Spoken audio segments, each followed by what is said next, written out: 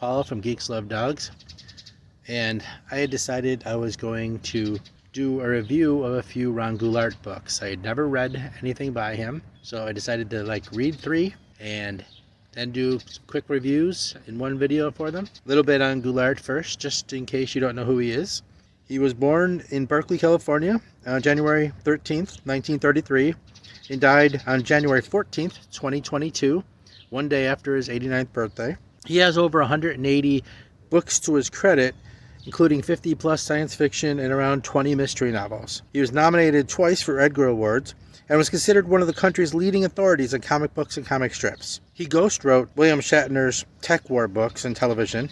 Well, you didn't really think Shatner wrote those, did you? He wrote 2 episodes of Thundercats, some TV novelizations including Laverne and Shirley, and wrote the Groucho Marx detective novels. He also wrote the parody newspaper once published on the back of Czech cereal boxes. He also contributed to the pulp Avenger novels under the pseudonym and house name of Kenneth Robeson, which was one of his half a dozen pseudonyms, which was pretty normal for the time. He also contributed to Vampirella and Battlestar Galactica novels. So let's start by talking about Too Sweet to Die, a Joe Easy mystery, number 2 in Ron Goulart's Joe Easy series. Now, going into this, I was expecting this over-the-top, fun, sleazy 1970s detective novel. And if you read the back, you go in expecting a VW driving Hollywood detective to the stars. It promises things like dirty movie theaters and sex pot harems of porn stars, a 500-pound transvestite, and all kinds of other craziness. Sounds like a absolute blast, right? Over the top, crazy nonsense. Well, it's not exactly what you get. And the concept starts out really good. I was really interested in the fact that the basis of this case revolves around the Fellini of commercials making a root beer commercial. Marco Gillespie is considered the greatest commercial maker in Hollywood, and he is in fact making a root beer commercial, and his leading lady has gone missing. So he calls in Joe Easy to take the case and find his leading lady. So far so good. I am so into the idea of a root beer commercial as a basis for this story. I mean, that's just unique. That was cool to me. I don't know why, but it was just fun enough to appeal. So you get your basic setup, go through the logistics of how he's going to handle the case, and you meet your first interview where he goes and starts talking to potential suspects, etc. You know, typical detective stuff. 16 pages in, so we meet Noam Glanzman, Hollywood agent, sitting in a deli cafe eating as Joe shows up to interview him. And Noam Glanzman is the type of guy who only refers to himself in the third person by his last name. And I want to put out there that this is a hard and fast rule. Any human being who refers to himself in the third person by his last name is a douche nozzle. There's no exception to this rule. If you refer to yourself by your last name in third person, you're a douche, period. Well, that was putting it mildly, because he absolutely was.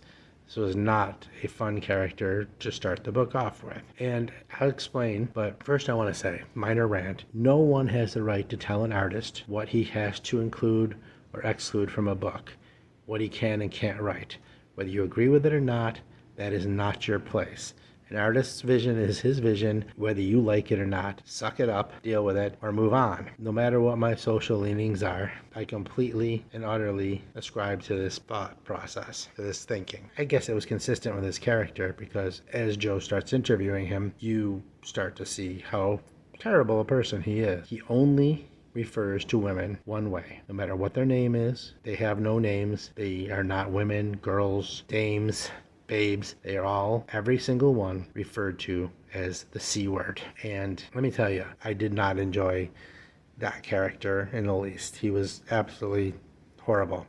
And the reason I make a point about this character, like I am, you're wondering why I'm going on about this guy, because he is literally the most memorable, interesting character in the book. So if you understand what I'm saying, as much as a horrible character as he is, and as much as I hated reading him, he's actually the most interesting character that is written here. And Joe moves on and goes from interview to interview to interview, randomly talking to people. Some of them lie to him, some of them have no information for him, and then goes to the next person. It's fairly boring. You come across a situation where he shows up at a porn shoot and a movie theater, but nothing of any interest happens. You go to a porn theater, you stand in the lobby, and then later on you end up in the apartment upstairs.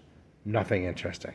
Porn shoot, nothing really interesting. Most interesting other thing you get out of here is also rather offensive to some, as he has a tendency to refer, like the situation with referring to every woman in the C word. Well, every gay person in the book is only referred to by the slang F word. And if that is a problem for you, it's in there a lot. Multiple times are gay men referred to in that terminology, which I personally don't like. So as I said, you're basically just going from interview to interview with not much happening. And that can be summed up on page near the end of the book, where he finds the girl and she asks him a simple question. She says, "How did you find me?" And he responds, quote, "By talking to people." And that's exactly what this book is. You spend the entire book just going from person to person, talking to people. It's like an extremely boring Columbo episode. Not much ever happens. There is a small shootout and whatever at the end of the book in order to save the girl, whatever. It's still, even that's boring. It is completely a waste of a potentially good character and idea. And I just couldn't believe that they managed to make something with this much potential that boring. And that's basically Too Sweet to Die. A whole lot of promises that were never delivered on. A whole bunch of offensive people. There is a great deal of stilted language, simple dialogue. And then you have lines like when they refer to Marco Gillespie, they always say Marco Gillespie and his hilarious commercial. And it just feels so fake and so weak that it just makes you roll your eyes and shake your head. And that's about all I got out of this book. And that's Too Sweet to Die, John Easy Mystery number 2. My first ever Ron Goulart. We're not off to a good start. Trying for 2 weeks to shoot this video, and since it's between rainstorms, I thought I would come outside and try to film book 2 of the 3 I'm trying to review here. Suicide Inc. Covers by James Warhola, and in case you're interested, the scene on the front does appear in the book. In fact, it appears in the first 3 pages, and then we never see these characters again. Although similar species do show up scattered in the background in insignificant roles throughout the book, these particular guys never make another appearance after page 3. Considering the nature of the book and the title, a question might arise regarding Suicide Inc. versus Suicide Squad.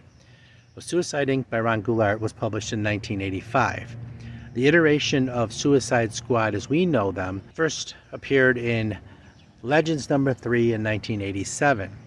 But there was an earlier iteration of Suicide Squad that appeared for a handful of issues beginning with Brave and the Bold 25 in 1959.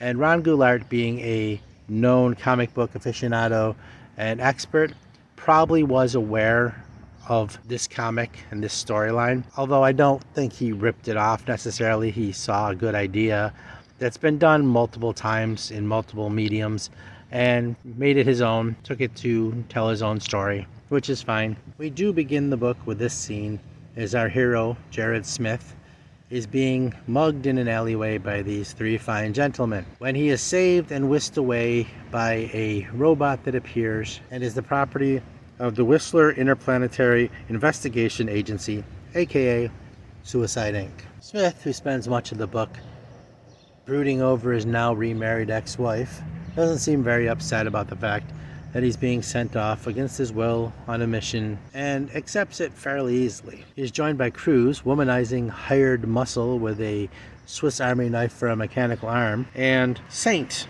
a green-skinned, orange-haired telekinetic conman.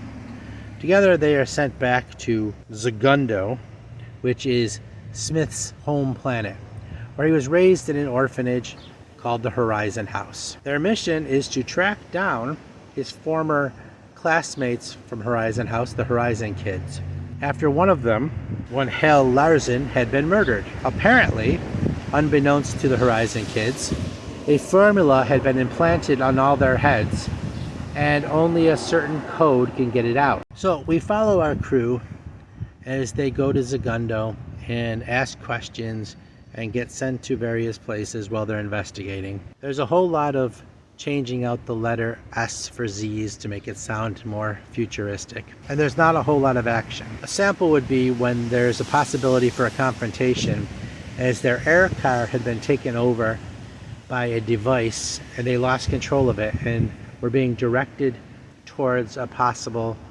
confrontation with an enemy.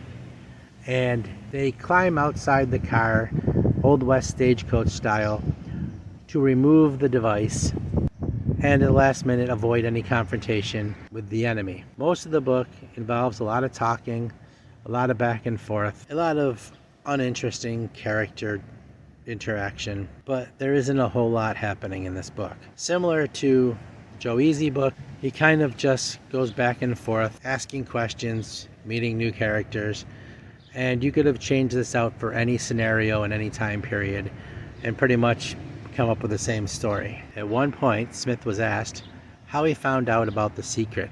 His answer was, "I'm an investigator, I find things out," which pretty much sums up the simplicity of the book. While this book is not listed as part of Goulart's Barnum universe, it does seem to take place in the same universe as his Barnum series. Also, this book makes an attempt at being funny, at being a humorous book. And I have to say it fails completely. It falls completely flat. I did not at any point reading this laugh or even smile once. There's not much else going on in this story. It's fairly flat and boring and uninteresting. And I am not having much luck with Goulart at this point. So my opinion of Suicide Inc. is just skip it. And finally, we have Galaxy Jane. Jack Summer, a reporter working for Newsnet, and yes, once again, we are replacing S's with Z's to make it sound cool, is being sent on assignment aboard a ship called the Hollywood 2, where they are filming a movie called Galaxy Jane. That's right, Galaxy Jane isn't a book about a badass space pirate, it's a movie about her. And Jack Summer is covering it. But his true mission is to investigate the secret drug trade of zombium, a terrible drug from the planet Murdstone. So instead of a 70s detective or a space orphan, this time you have an unfunny Fletch going from person to person investigating his case. I'm beginning to see a pattern with Goulart. This does take place in the same Barnum universe as Suicide Inc. apparently. There's a whole lot of talking to different characters, none of which ever stand out, and all blur together. There's goofy movie talk that is supposed to be funny, like giving out the Blue Banana Film Award to the movie I Slept with a Watermelon Part 2. And there's smuggling drugs in the screw-on breasts of actresses. Apparently in the future, breasts unscrew, as he follows his clues to the drug kingpin, Dr. Voodoo, who is supplying the zombium. Dr. Voodoo is supplying zombium.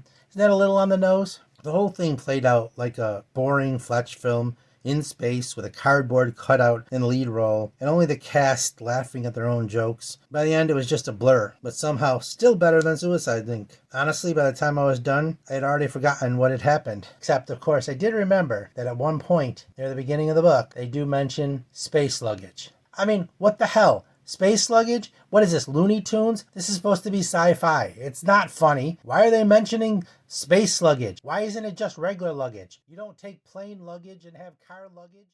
Okay, so I went through 3 of these Goulart books in a row. And as I said, these are the first 3 Ron Goularts I ever read. And as bad as Galaxy Jane was, it may have been the best of the bunch. But it seems to me all Goulart does is take a simple formula and move the story to a different location and have a different MacGuffin. Basically just uses the same simple formula. And it's boring. It all blurs together into nothing. There's barely a memorable moment in any of these books. These books rank from bad to, oh my God, I need to stop reading forever. But if I had to rank them from best to worst, and this is a very low scale, I'd say Galaxy Jane was slightly better than Too Sweet to Die, and Suicide Inc. was a book, I guess. I'm probably going to sound really melodramatic here, but doing this video almost broke me.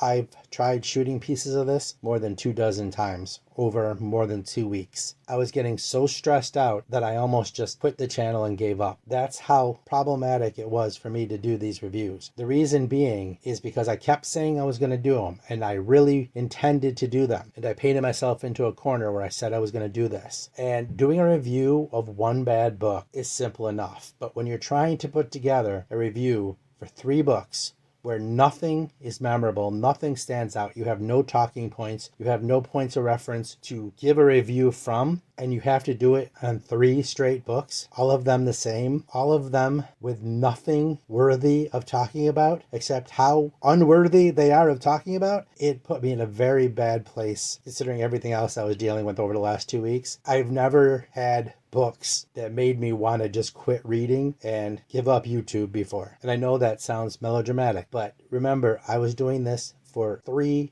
books, trying to come up with a review for 3 books that were almost identical in tone, pace, quality, and ideas, and make them sound interesting and different. And it was one of the hardest things I've ever done in my life. So my advice, obviously, is going to be toss them all. Don't waste your time. And while Galaxy Jane may have been the most entertaining of them, it was also in some ways the most disappointing because the cover gave me the idea I was going to get something that wasn't even remotely close to what I got. It was like going to eat that chocolate chip cookie that you're given and realizing it's oatmeal raisin. Please, this one time, forgive my dramatic flair, and I hope that I warned you off going and finding these books for yourself to save you the pain that I had to endure. If you actually watch this video, I want to give you a huge shout out because the amount of time and effort and frustration that this caused me to do, you're my hero for sticking with me through this. And I appreciate it more than I could ever say. And I might be able to get my sanity back now because now I'm done with this crap.